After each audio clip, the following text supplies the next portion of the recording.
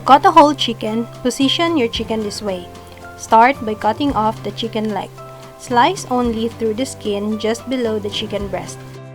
Now pull the leg and pop that bone out. You'll cut just behind that bone right through the joint. Repeat with the other side.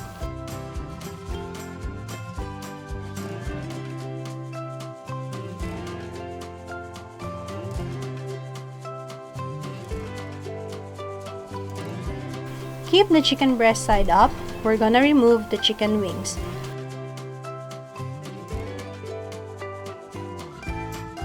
You cut that out, and when you see the joint, cut through there.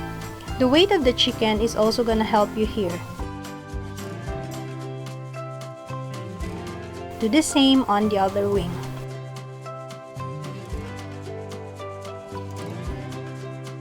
Now we're gonna cut off the backbone for soup stock. Now look for the fat line and cut right along that line. Here I am using kitchen shears because I find it easier than using a knife.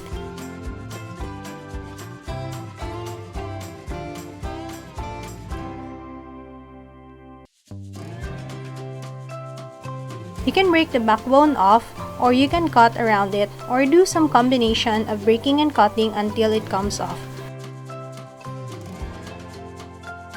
Now you have the backbone. Next, separate the breast into two halves by cutting right through the middle like this.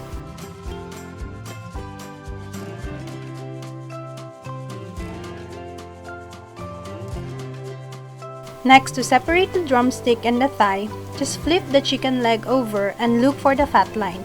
You can see here, there's a little line of fat that shows you exactly where the joint is. So if you cut through that, you'll cut right between the joints. If you feel resistance, shift your knife around until it slides through easily.